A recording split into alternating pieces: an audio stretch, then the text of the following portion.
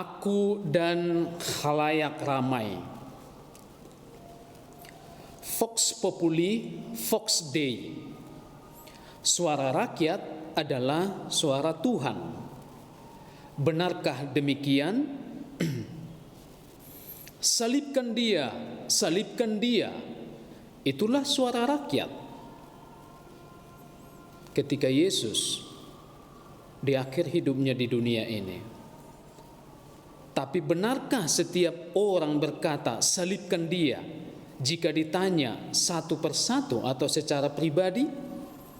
Belum tentu.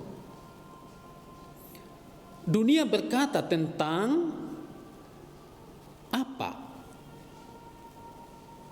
Berkata apa tentang Yesus? Macam-macam. Indonesia berkata apa tentang Jokowi, Ahok, Anies Baswedan, yang katakanlah fenomenal itu? Akan macam-macam. Yesus bertanya, menurut orang banyak siapa aku?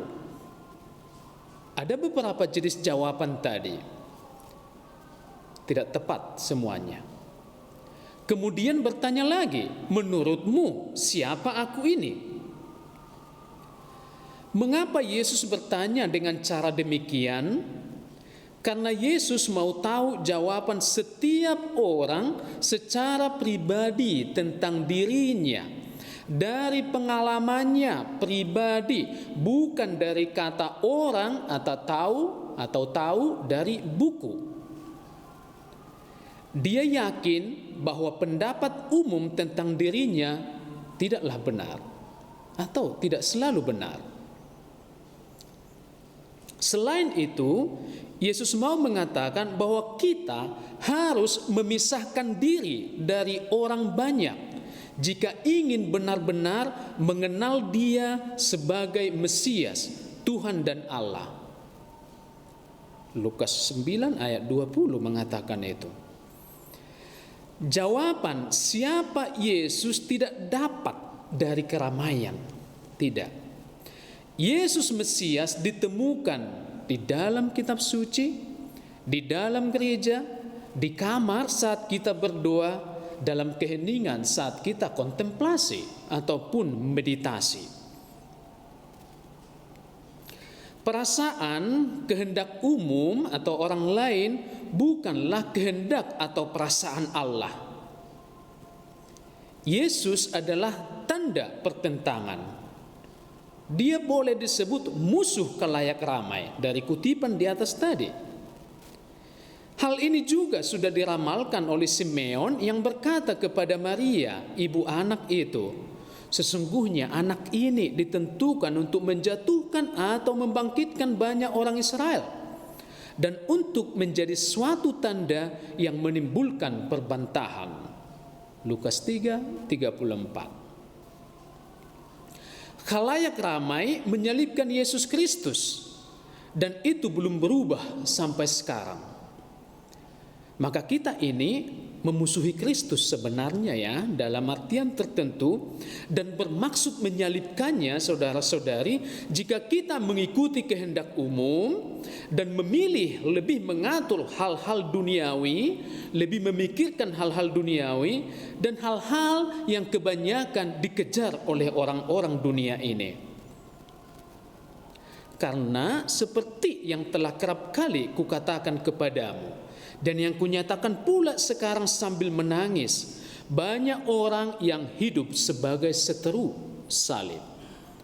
Tulis Paulus kepada Filemon, bab 3 ayat 18. Kesudahan mereka ialah kebinasaan, Tuhan mereka ialah perut mereka, kemuliaan mereka ialah aib mereka, pikiran mereka semata-mata tertuju kepada perkara duniawi. Bab 3 ayat 19. Saat kita berani melangkah keluar dari khalayak ramai, orang banyak akan melihat inilah cara kita mengadili dan menghukum mereka. Lalu mereka akan berkata, marilah kita menghadang orang yang baik sebab bagi kita ia menjadi gangguan serta menentang pekerjaan kita. Pelanggaran-pelanggaran hukum dituduhkannya kepada kita, dan kepada kita dipersalahkannya dosa-dosa terhadap pendidikan kita.